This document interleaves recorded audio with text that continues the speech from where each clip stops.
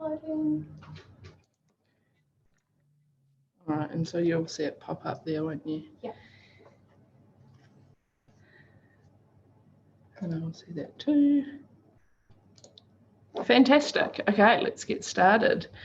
So today we're lucky enough to have Pat Lurcock join us. He was a government officer for South Georgia Island and has spent about 25 years working in the subantarctic islands, and will be focusing mainly on rat eradication in South Georgia, but we'll also touch on his other experiences in the subantarctics.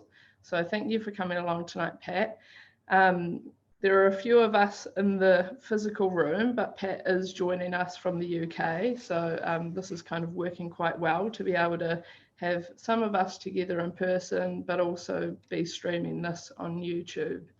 And we'll be watching the YouTube channel. So if you have any questions, feel free to pop those up as Pat's talking, and we'll feed those back to him at the end of the talk. Great.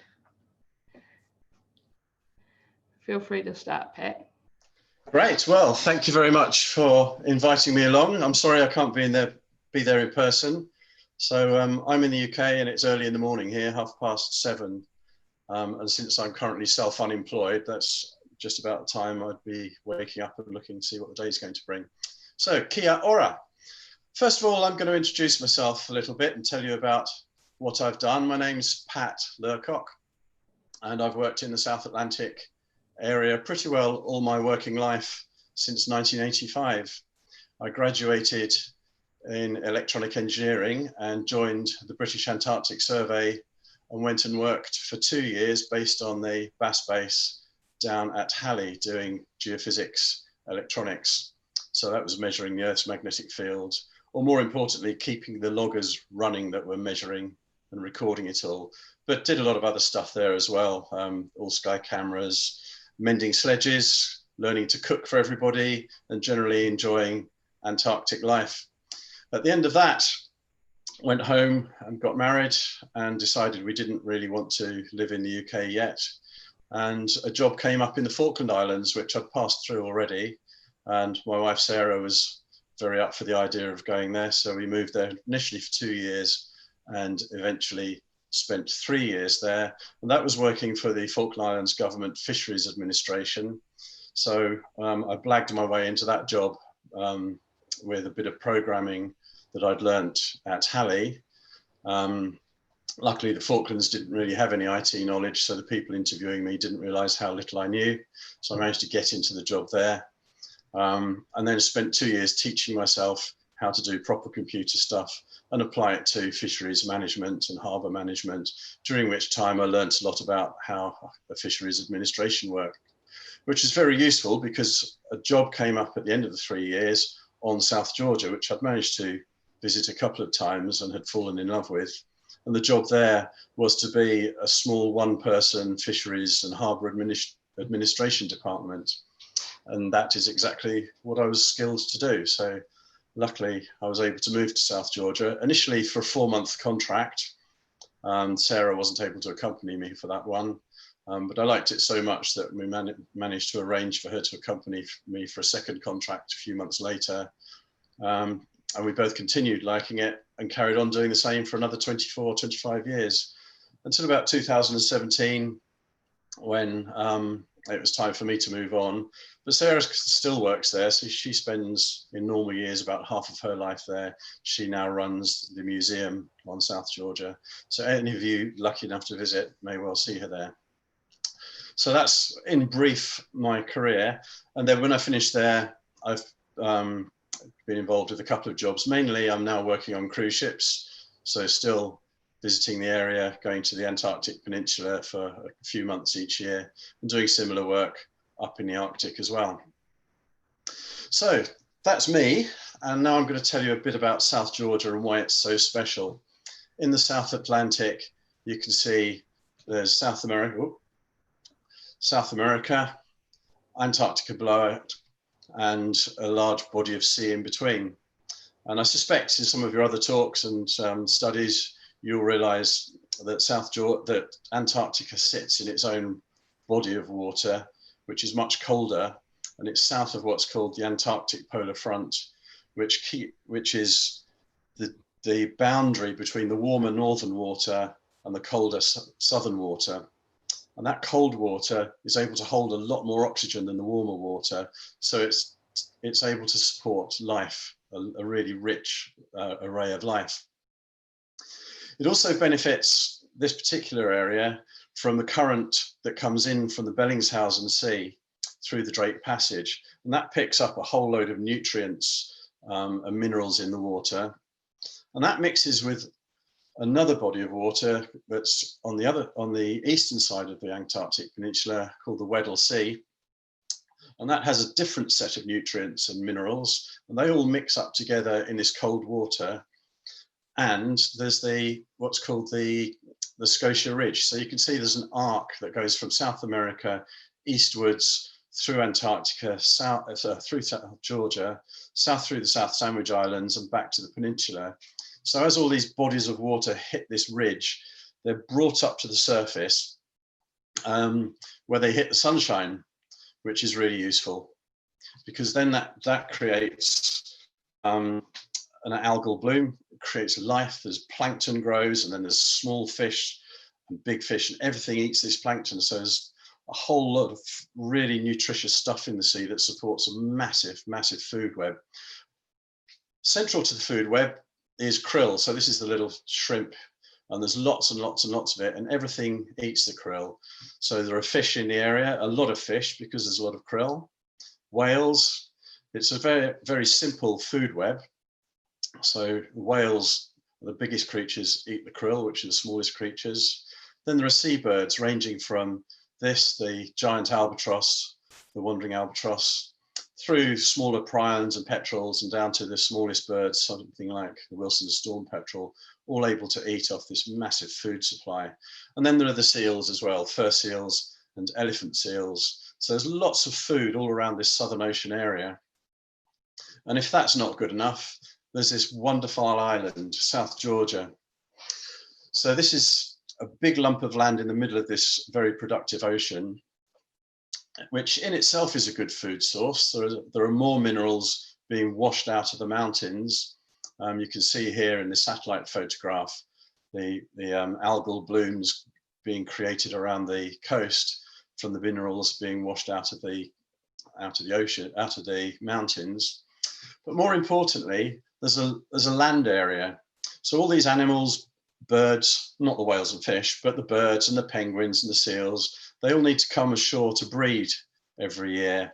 And there conveniently is this great big island where animals can do that. So if you come to visit South Georgia, you'll see the margins, the beach areas around the edge are just full of animals breeding all summer.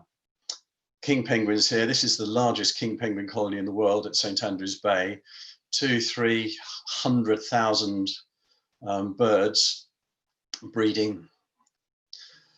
In October, the elephant seals come up onto the beaches and breed. Again, a huge resource and really lovely to see. Once the elephant seals finish breeding, the fur seals arrive and they breed on the same bit of beaches once the elephant seals have gone.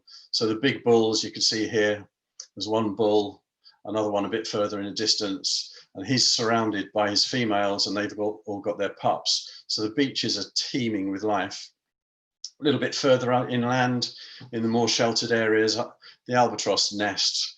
The wandering albatross in particular takes a whole year to raise a chick. So this needs to be in a productive area that can provide food right through the year. Unfortunately, that's the case with South Georgia. The sea doesn't freeze over, so the albatross are able to breed here, which is similar to a lot of other sub-Antarctic islands where the albatross breed.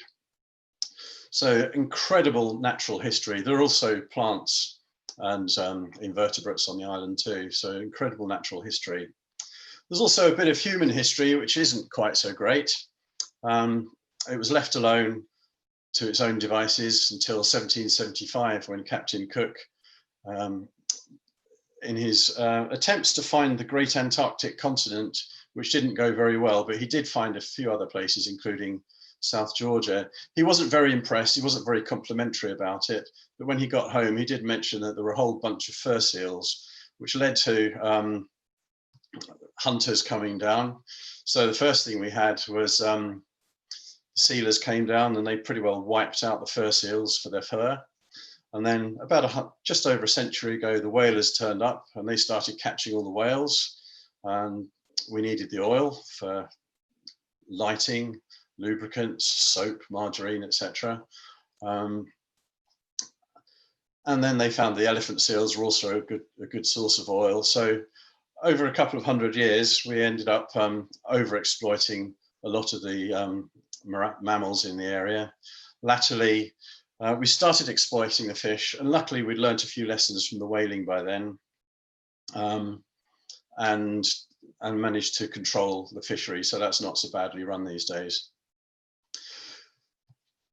When the Norwegians in particular were whaling, they found that they were able to use the land. They could build land-based whaling stations, so they built 5, 6 or 7 stations over time, and based themselves on the land, and the ships would bring in the whales, which would be processed on shore.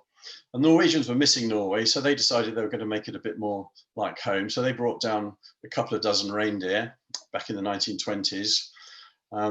They turned out not to have any predators here. The penguins don't really chase them. The seals aren't really bothered. So they expanded. And by 5-10 years ago, there were about 7,000 of the animals, having a massive effect on the vegetation. You can see here the introduced Poa annua grass, the sweet meadow grass, which thrives on grazing, has done well, which is a bit unfortunate for the other vegetation. In the 1970s, a few exclosures were built just to see what would happen if the reindeer weren't here. And you can see in this exclosure the devastating effect on the vegetation that the presence of the reindeer have had. Also, the other plants got introduced, so dandelions in particular, and procumbent pearlwort was another one that we've had to deal with recently. And dandelions are spread by wind, which is really useful for them in a place like South Georgia. So here we are gathering dandelion leaves, which are great to eat, but again, they can exclude other plants. And so that was another negative effect that people had on the place. And this all has been exacerbated in the last few years by the climate warming as well. So that's a little bit about the natural history and some of the invasive species, but the worst of the invasive species I've yet to tell you about. South Georgia is a land of mountains, rocks, and a few low scrubby plants. There are no trees, so any birds that need to breed have to do so at ground level. They can't go up into trees. As Captain Cook said when he arrived, not a tree was to be seen, nor a shrub even big enough to make a toothpick. The only vegetation we met with was a coarse, strong-bladed grass growing in tufts, wild burnet, and plant like moss which sprung from the rocks. So not much in the way of trees, so not really anywhere safe up out of the way for birds to breed. And here is a pipit's nest, for instance, in the tussock grass down at ground level. Now, unfortunately, could have been as early as Cook in the 1700s, certainly not much later. Man started coming in on his ships, and there were shipwrecks, and ships had rats on board, and so rats got ashore everywhere. You can see in the main picture here a display from the South Georgia Museum where there's a stuffed rat showing how they will go into the burrows and they can get at the burrowing birds, the small petrels and prions who burrow underground. And so all their nests are get-atable by the rats. There's also the native pipit. It's endemic, so this little songbird only exists on South Georgia. And by the time, well, all the time I've been there, it was only ever restricted to a handful of rat-free offshore islands. So the vegetated area of the island is quite small. That's just this green bits around the edges. Most of it is just rock and ice. So the affected area is quite small. And in 2011, the South Georgia Heritage Trust arrived to try and get rid of rats from these small areas.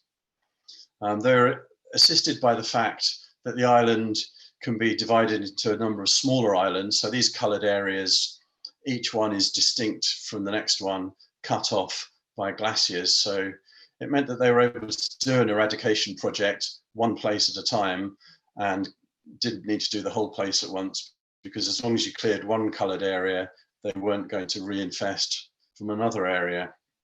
So the technique they used was not how you would get rid of rats at home. This poor and unfortunate individual decided he wanted to take up residence in my kitchen a couple of years ago, and didn't last very long. You can get rid of the odd one at home with a snap trap, and that's the best way to do it. But if you've got an island full of rats, you need to get the bigger tools. So the Heritage Trust came in with their helicopters. They had 3 helicopters which just flew up and down all the vegetated parts of the island with a hopper underneath that was filled with bait pellets. Now, a bit of a shout out here for the Kiwis. We used, or the Heritage Trust used, expertise that has been developed particularly by New Zealand over the years. The chief pilot, Peter, is a Kiwi who learnt how to fly low in straight lines over New Zealand, crop dusting from, I think, about the age of 7 onwards or something. So he was a real expert at this. So the bait they were using was specially provided by Bell Laboratories in the United States and was designed specially for the conditions in South Georgia. So it doesn't break apart in the weather, but after about a year, if it hasn't been eaten, it will break down and disappear. And so they flew the helicopters up and down the island with the hoppers underneath over all the vegetated bits, right up into the bare ground, up to the edges of the mountains and the ices and the glaciers. And you can see the hopper here with the bait flying out of it.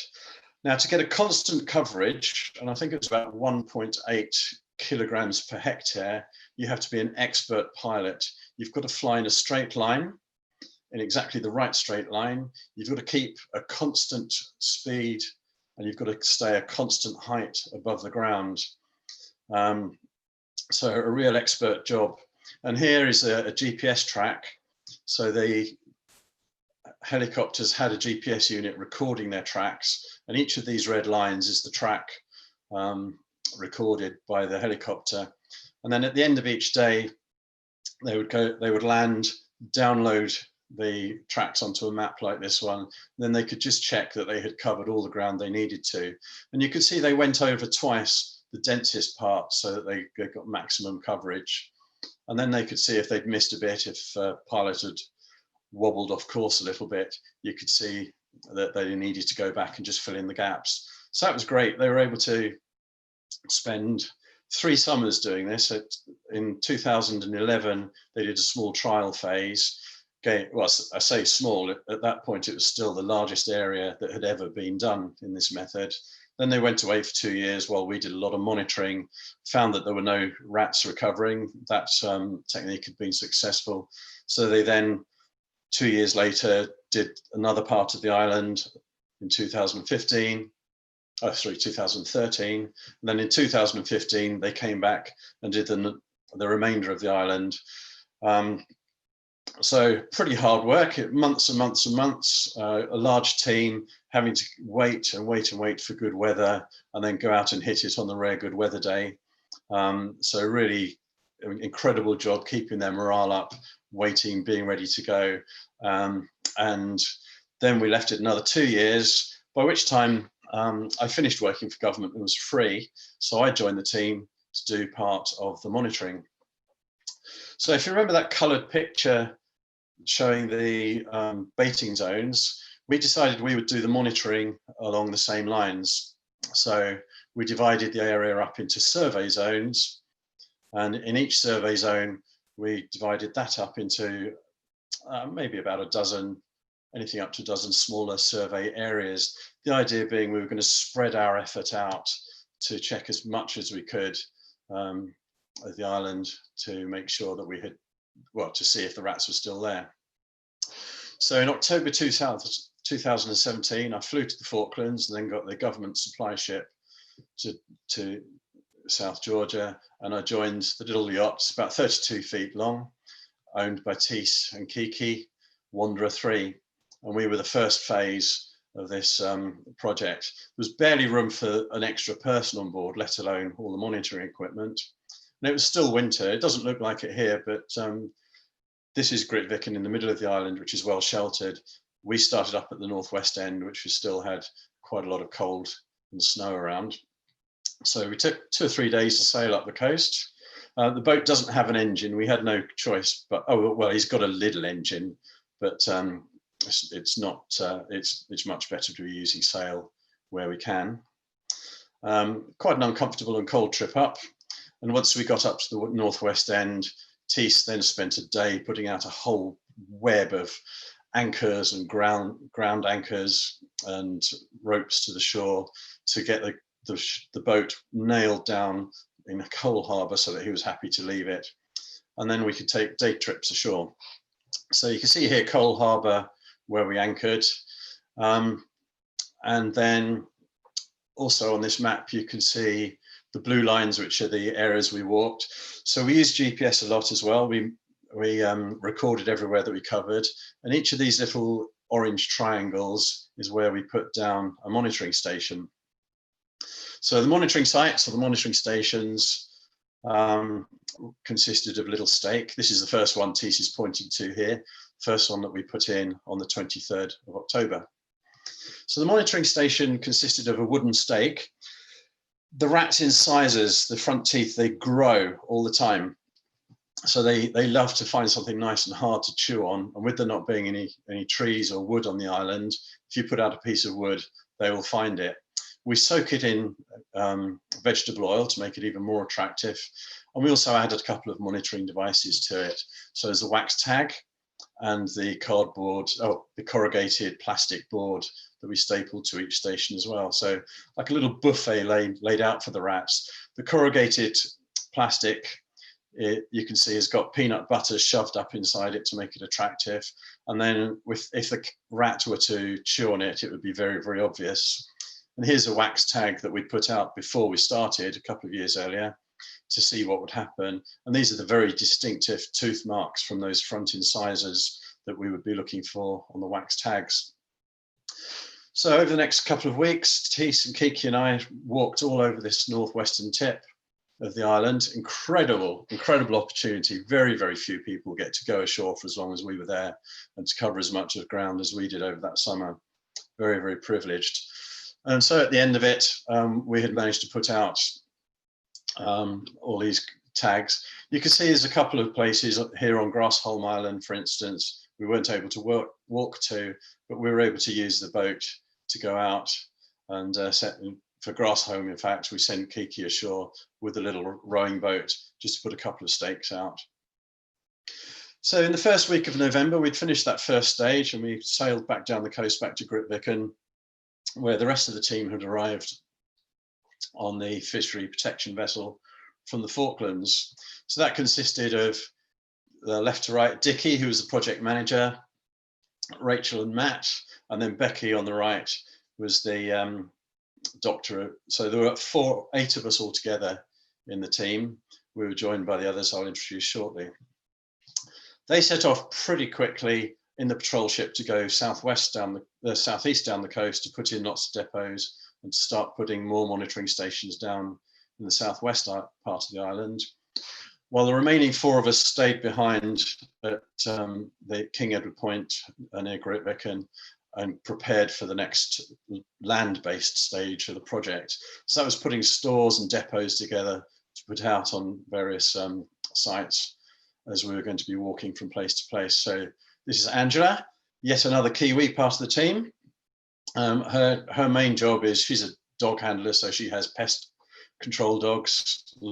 So she works for Doc in New Zealand with her rat dogs and her stoat dog. She's got a pig dog as well. So she's got a lot of experience in this field.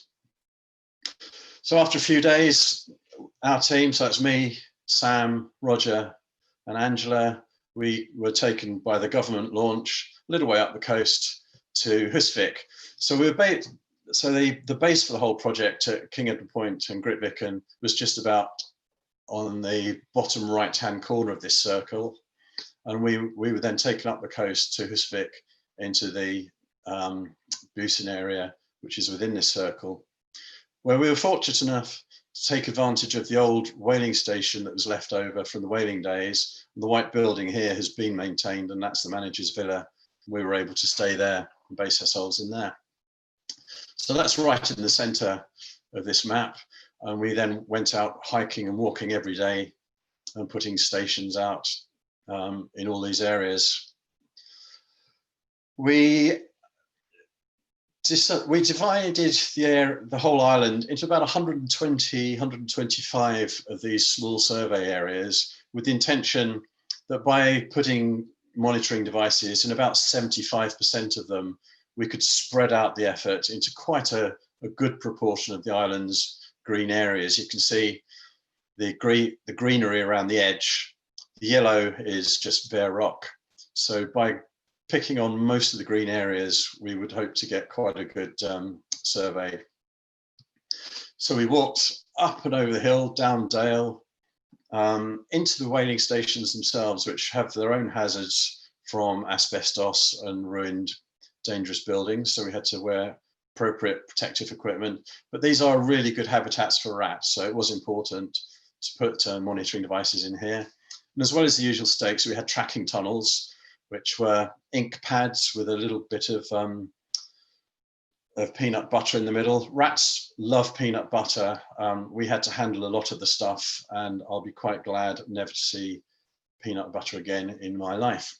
But the idea was that these cards would be inside the plastic tunnels. Rats would run through, have a meal of peanut butter, pick up the ink, then run back out and leave little inky footprints everywhere to tell us that they'd been there. So we were again supported by Tis and Kiki in their little tender to get out to some of the islands as well.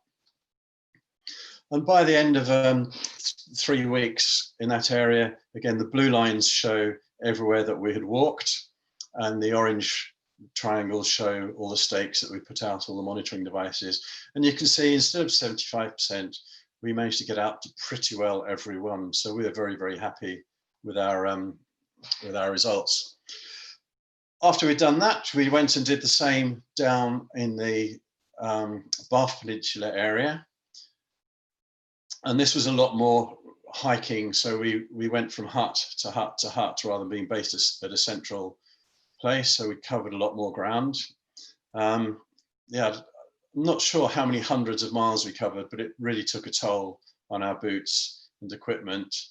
But we were able to share the island. It was the peak of breeding season, so it was lovely to see all the animals breeding. Here's a fur seal with a special pup. About 1 in 800 of the pups are born white or leucistic, so very, very nice to be sharing space, except for the fact that they were using exactly the same piece of beach that we needed to use as a lavatory, which got quite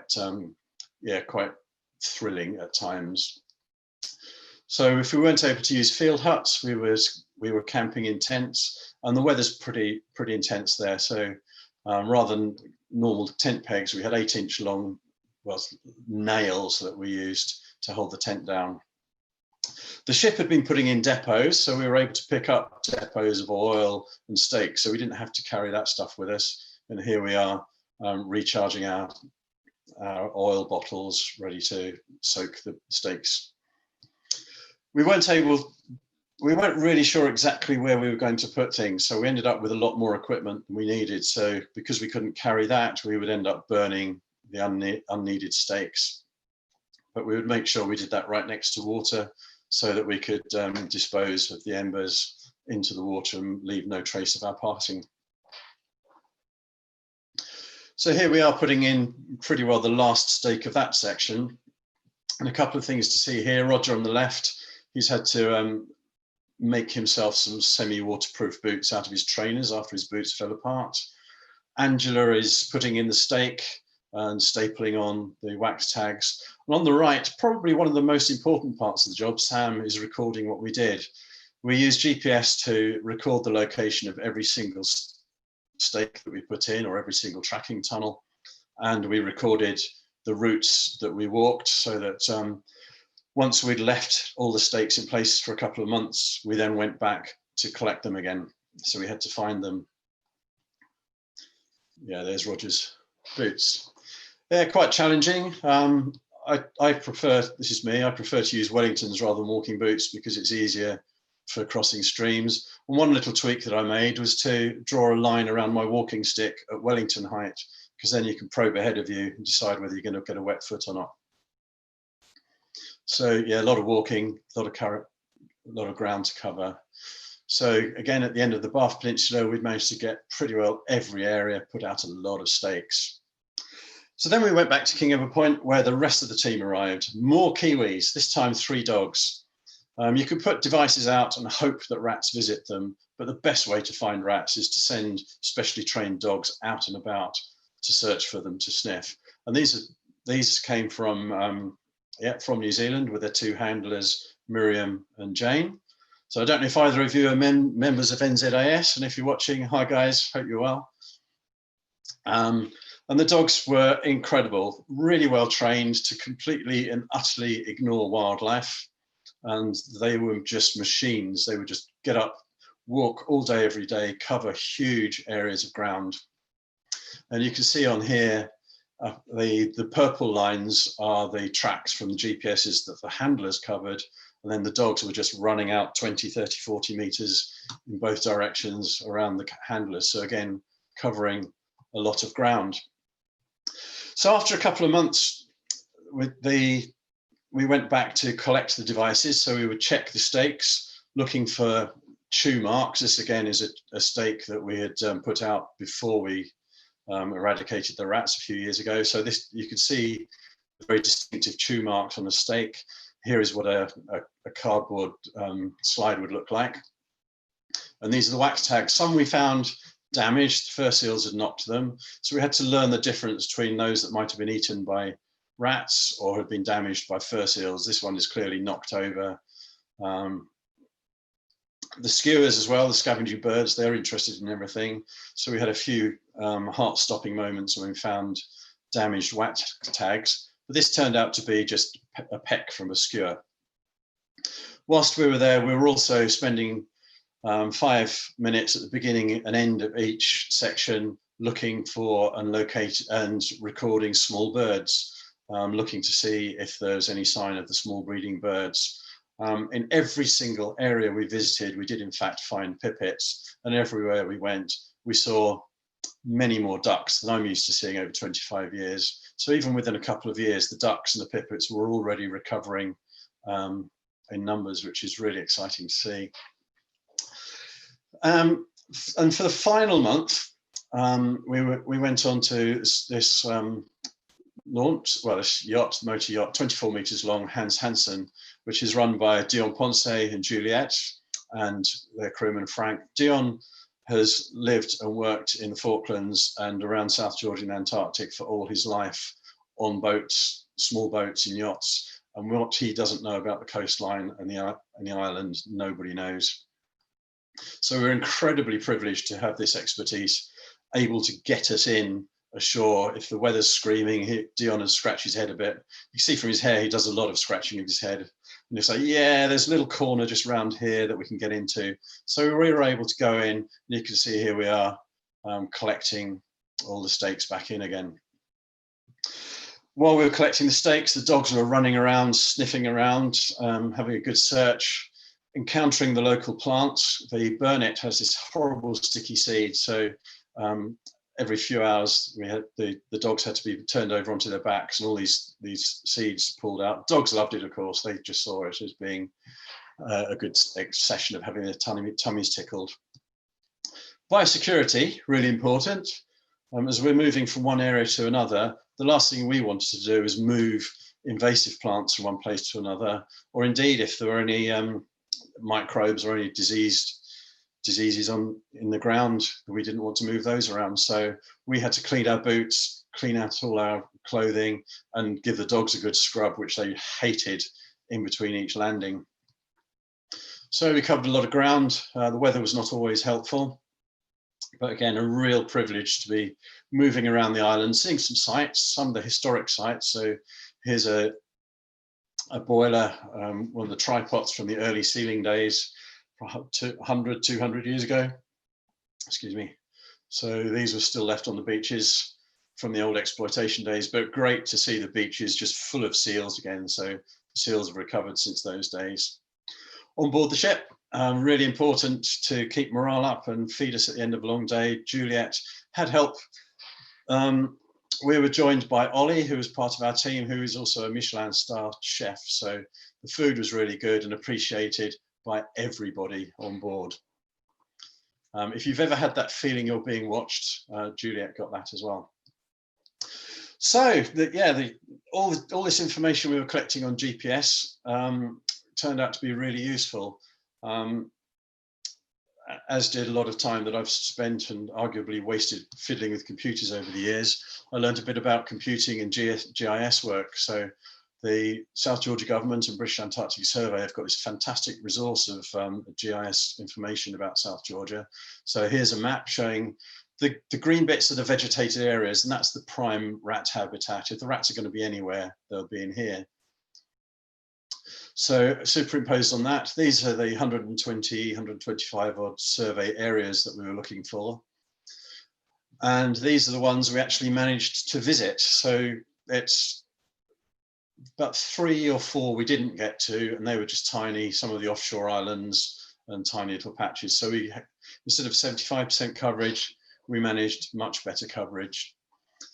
And taking a 200-meter home range for a rat and superposing that around all those devices that we put in, which didn't get any sign of rats, and the walking areas for the dogs, marking those in yellow, you can see the yellow areas we visited do cover a lot of the green areas of the island. So we're very pleased with that. Let's go into a bit more detail. Let's zoom in on Hound Bay. Here again is the green vegetation. The blue lines here are the areas covered by the dog handlers. So probably 10, 15 meters each side of this at least is where the dogs went. And if a rat is living within 200 meters of that, then it will have crossed this area and the dogs would have discovered it. And if the rats were living within 200 meters of any of the devices shown by the orange triangles, they would have visited and had a good munch over the 2 months that they were out. So if we draw this yellow area, which is a 200-meter buffer around all those devices, if there's a rat living in this yellow area, it will have been detected. So again, we're getting a very high coverage, all of which gives us very good indication that by not finding any rats in the areas we looked, that's a very, very high chance that there aren't any rats anywhere else either. And it wasn't all fun, it did rain, but we carried on with the vegetation surveys, with the bird surveys. You can see here by the end of the summer, the winter started to come in, so late March, but the tussock has grown a lot. That made finding the stakes quite tricky as well. And we did the bird surveys, all of which showed a reasonable number of birds, lots and lots of ducks. You can see them on the river here, pipits in every area, and quite a lot of small sheathbills and scavenging birds too, prions flying over. So all in all, a really good indication. So very, very happy at the end of it to see pipits everywhere. So a little bit more about the other recovery of other things. The reindeer that got introduced had a massive effect on the vegetation. They eat tussock, and the Poa annua, the grass, the introduced grass, thrives on being grazed. So in order for the rat eradication to happen, the reindeer had to go because they would eat the bait. So the government did a 2-year eradication with experts from Norway. And within a couple of years, we're already seeing recovery there. So you can see here's an exclosure again, where the reindeer haven't been since the 1970s, and tussock grass was growing inside it, but not all around. Within 2 years, you can see tussock grass starting to grow outside once the reindeer had gone. So we're expecting to see the natural vegetation of South Georgia to recover as well. Other plants, plants are harder to get rid of because there's a seed bank in the ground. So once again, we turn to the world's experts in eradications and a company called Indigena from, you guessed it, New Zealand. Thanks, guys. Kelvin and Brad. They've got a long-term project spending months each year on the island, identifying and getting rid of as many invasive plants as they can. Unfortunately, the dandelion is too fast spread and too good at spreading in the wind. They're not able to do that. But there are dozens of other plants, particularly the procumbent pearlwort, which they think they're able to control, and a few invasive plants that they think they've already under control. So we're in a really exciting phase for South Georgia now. Eradication and reversal of some of the worst of the things that we've done to the island. Whaling hasn't been going on since the 1960s, and we're seeing more and more whales in the waters around the island as well. In fact, humpbacks, we think, are somewhere up to 95% of their original populations in the South Georgia and Falklands and Antarctic Peninsula sector of the Antarctic. So that's really good news. A lot of visitors able to come and enjoy the place. So it's really important that they implement strong biosecurity. And I know one of your members, Gracie, came with us last year on one of the cruise ships that I work on, and she'll attest to the fact that we make you scrub your boots, clean your Velcro and your bags every time you go ashore.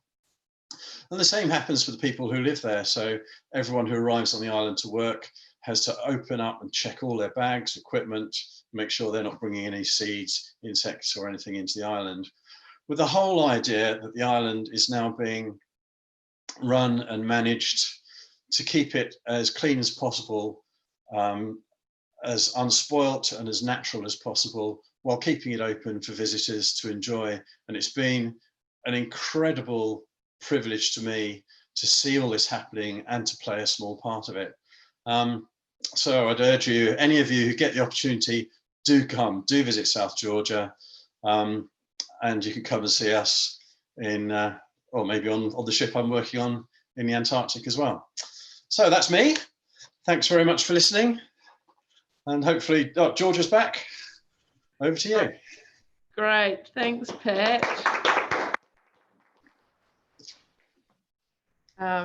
Yeah, that was fantastic. I'm sorry, I did mute us, which was a bit of a shame because you couldn't hear some of the laughter as you spoke. That was as long as there weren't any snores. Nobody snoring, that's the main thing. No, just a few giggles and and a few snorts, maybe of laughter. Oh, good. That was really beautiful. That photo of the ranger and the penguin was, I mean, yeah, just one of those things that you kind of look at and your brain's going, what's going on here? So that's good to know that they've been eradicated along with many other things. And yeah, well done for your part in that. It's a huge feat that, yeah, looks like it was somewhat kind of aided, I guess, by the geology and the glaciers to really separate up those areas and enable you to tackle them kind of bit by bit as opposed to doing it all in one go. And the linear GNS lines, that's GPS lines, sorry, that was fantastic from the helicopters. I just wanted to ask, so during some of those, because I'm a scientist, during some of those helicopter runs, did they do any kind of geophysical surveys at the same time? Not really, no. They were just having to concentrate fully on using what air time they could get to do that baiting. And we had to stay really, they had to stay really focused on that. What I haven't managed to get hold of is another one of the GPS plots. There were a number of pilots who got involved in the project. And the one I showed you was from Peter, who's just the machine. But the other ones from mere human beings had a lot more wobbles in them, which was still good enough, but just shows how good Peter was. Yeah, that coverage was very impressive. Um, and I also just wanted to ask how many people live there year round? Is there a bit of a Yeah, the population of South Georgia, well, the two centres of population, there's a small British Antarctic Survey base on Bird Island, which is about a couple of miles long and half a mile wide up at the northwestern tip. And that's just 4 scientists who are there year round. And that goes up to about 10 over the southern summer. At King Edward Point, in the middle of the island, there's a permanent, well, I'll say permanent, nobody lives there or belongs there. It's uninhabited, so everyone is there because of their work.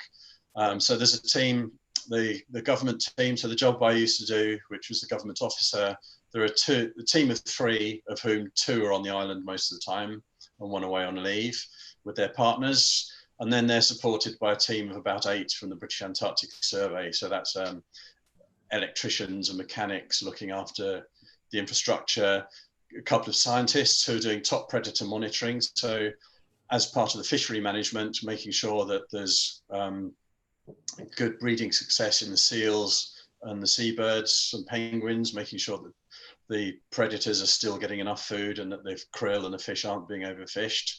And then there's a boating officer who trains up all the others to drive boats as well, to get the government officers in those launches up and around the island and onto the boats to do their inspections. So that gets swollen in the summer. So from about in normal years, from October through to March, by a team of 4 or 5 who run the museum and hand over staff, and extra summer projects can take things up to anything up to 20 or 30. So still quite a small community. Yeah. So is that kind of officially uninhabited then, really?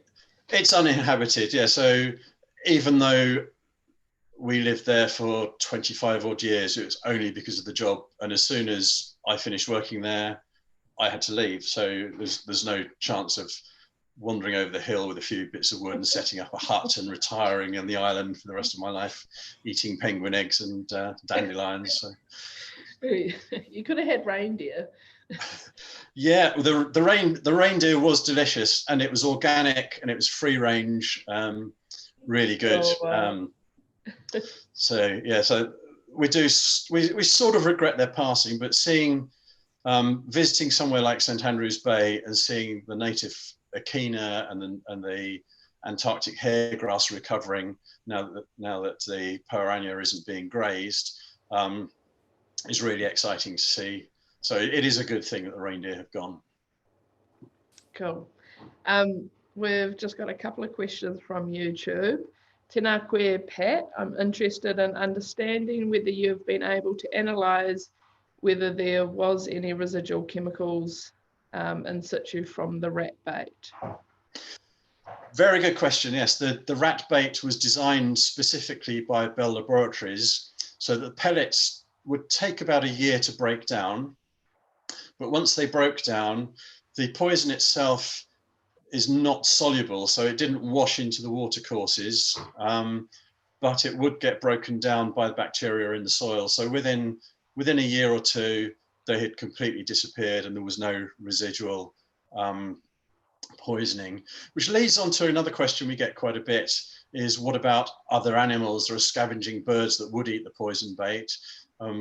Part of the baiting team included, again, 2 more Kiwis who were just walking around the baited areas looking for dead birds. So things like the skuas, which are scavenging birds, the ducks and sheathbills. The ducks eat anything green. Sheathbills are great scavengers. And they did take some bait, and they did eat dead rats. Most of the rats would disappear under the ground because the poison made them feel uncomfortable in light. But yeah, there was a little bit of what we called secondary mortality from scavenging birds. But again, in the phase period, the trial phase, the first of the 3 baiting periods, we found that the mortality was much, much lower than we were expecting and much lower than was acceptable. And it meant that although we lost a few birds, the breeding chances for those species, even one summer later, was so much improved that those populations have recovered. So it was important to monitor, but fortunately, there was really not a significant impact from the poison. Yeah, much lower than the damage the rats were doing. Absolutely. We have another question. What are the rules about wild toileting? Yeah, wild toileting for visitors. So if you go on a ship, you go on the ship. You don't when you're ashore. For those of us working out in the field, then wherever possible, you go down below the high tide mark. Just dig yourself a scrape, go fill it in, and then that disappears in the tide. And there's quite a significant tide, and for the small number of people there, it just, compared to the amount of material that's being deposited by the wildlife, it just goes away and disappears. And obviously there's a little bit of sewage treatment around the settlement, but effectively that's not treated with chemicals. That just breaks down and eventually it just goes out to sea and disappears with massive dilution. Yeah. We have a question from the audience. You might need to come up here, and I think the microphone's quite bad from back there. Where to stand exactly? You can just stand next to me. Oh, yeah, it depends if you want to be on TV or not. No, I don't. Okay, that's good. Pat, 2 questions. What is the nature of the toxin in the bait? Is it an anticoagulant? Yes, it's an anticoagulant. It's called brodifacoum. So so it's not a very nice way to die, unfortunately. The blood becomes thin and the internal organs of the rats, they hemorrhage, and it's not a very pleasant death, unfortunately. But they're gone within a couple of days. Yeah, so it's an anticoagulant. Yeah, well, that's the same chemical as we use here for possums and for rats and mice. And we're allowed to use that in areas around towns, around settlements. The other question is, peanut butter, particularly in our climate, its attractiveness doesn't last very long. In South Georgia, I suppose, where it's colder, its attractiveness to rats on your sticks probably is more durable, longer lasting, is it? Yeah, so yeah, the idea was the bait, once it's dropped, it was dropped on the rat areas. They waited till the end of each summer, so most animals had stopped breeding, so there wasn't a good supply of eggs and chicks anymore, and the rat population was at its maximum. So the rats by then were hungry and were looking for other food, and then literally manna from heaven, this lovely yummy bait just appeared under their noses. At one point, my wife Sarah and I were camping in an area that was being baited, and we just did a quick transect around our tent. On the day that it was baited, we counted the pellets, and then the next morning we woke up and counted them, and half of them had already gone. So the rats were finding them within a day or two, so it didn't matter that the pellets might not be effective after a number of weeks. The rats really were getting into them, eating. They weren't wary, so the pellets were taken very, very quickly, and it worked. The other advantage we had, of course, was there is no population, there's no wildlife, pets, stock, etc. So there was really nothing else. Whereas if you're trying to clear an area, farmland, houses, it's a much bigger problem, and there are a lot of other tools with bait stations, etc., that you would use in different areas. Thank you, Pat. Yes, Peter? Hi, Pat. Peter, excellent talk. Normally when something like this is done, there's a residual population that is going to have to be progressively dealt with in later years. So what sort of percentage well, how often are you going to have to go back and check to make sure that the population isn't recovering, or has it been pretty much completely eliminated?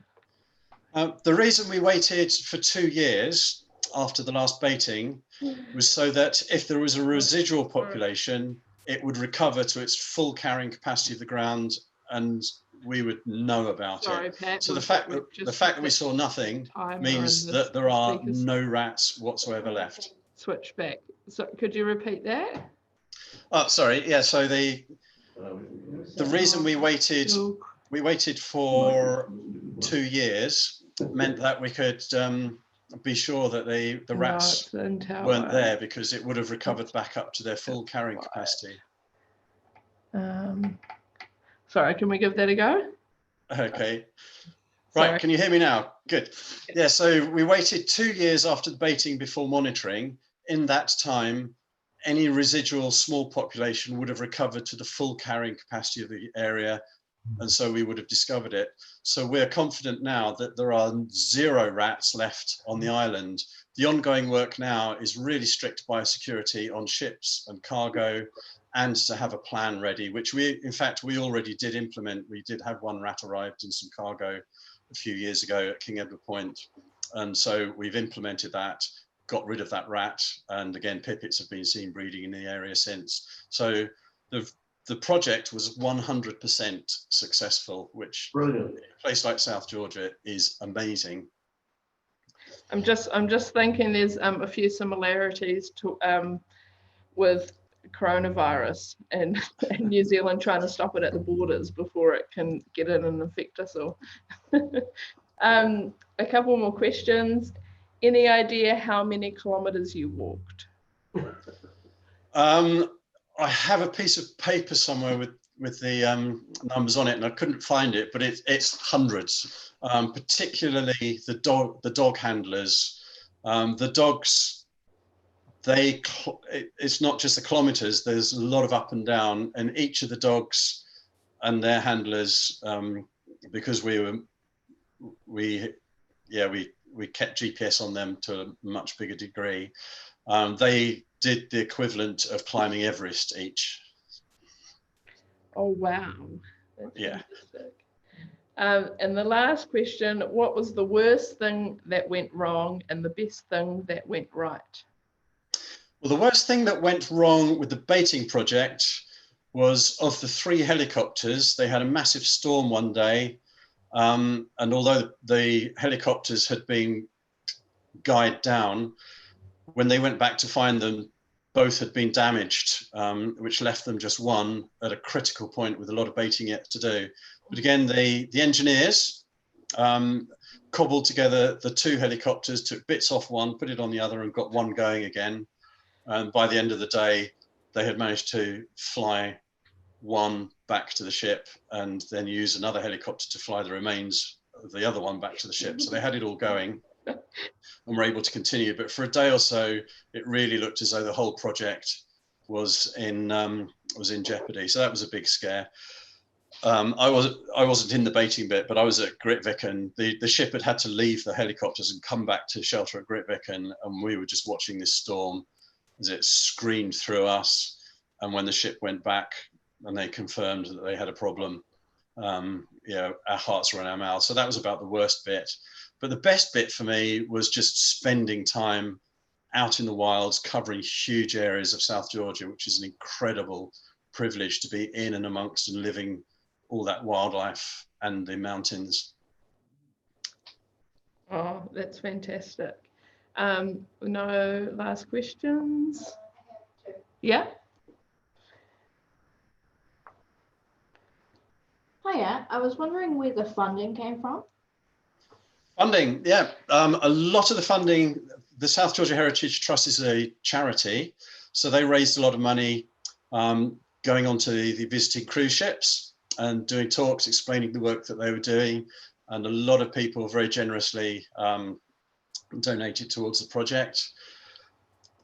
International foundations were very generous.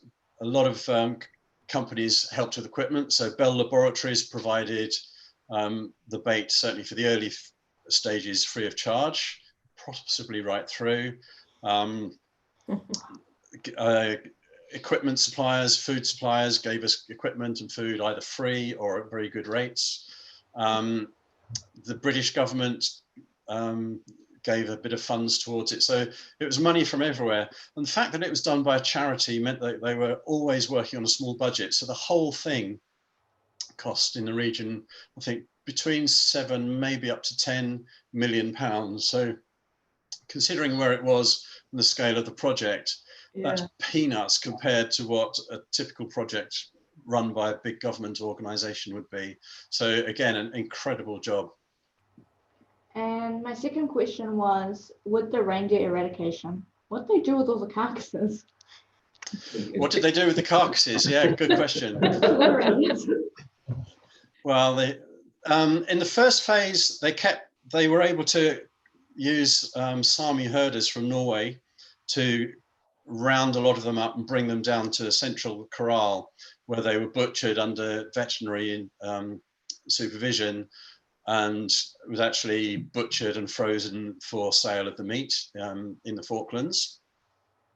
In the second phase, and in the first phase when they couldn't get it, the outliers, they were shot where they were. In the first phase, they were then physically dragged down to sea level where the scavenging birds could very soon find them. And that had to be done pretty quickly because the carcasses need to be gone before we started spreading bait, because if there's a big pile of lovely reindeer meat, the rats might feed on that instead of the bait. So that had to be done. The second part of the second phase of the reindeer eradication had a whole year before the final phase of the baiting. So the carcasses were just left where they were, and they rotted down and were scavenged by particularly giant petrels and skewers, who had a very, very good year, and again had pretty well disappeared and rotted away. If you walk around now, you can see the occasional skeleton, and in fact, in some areas you can see big stands of very well nutrified green grass where the nutrients from the carcasses have gone back into the ground. So that's nice that even though the reindeer are still contributing to recovery. Thank you. All right, thank you so much, Pat. I think that's all about. What's the boat he works on when he does tourist ships? What's the boat you work on when you do tourist ships? It varies from year to year. So I've been working for Quark Expeditions. Last year I was on Ocean Endeavour, the World Explorer. Then up in the north, I've been on the Ocean Adventurer. And next year, assuming that we're working again and everything's back to normal, I'll be on the Ocean Diamond. So it varies from season to season which ship you go on. It doesn't really matter which ship. It's the place you go that's special. Yeah. Well, fantastic. Has he ever repeated Shackleton's walk? Have you ever repeated Shackleton's walk? I have not done the hike. It's quite grueling. A few people do it, so maybe 2 or 3 expeditions each year go in to do it. But I did in 1999. I did take part in an expedition, and we hiked and skied the whole length of the island, which took a month. And we crossed Shackleton's route, but didn't actually do the whole that particular route. Oh wow, that would have been beautiful. Amazing. Yeah, that was stunning too. That's a whole nother talk. Yeah, I was going to say, where were those pictures? It was, yeah, really fantastic. Thank you so much for joining us tonight and sharing your passion. It's very evident that you, love what you do, and it's a very worthwhile cause. So thank you for everything you have done, and for sharing that with us tonight. Great. Well, thank you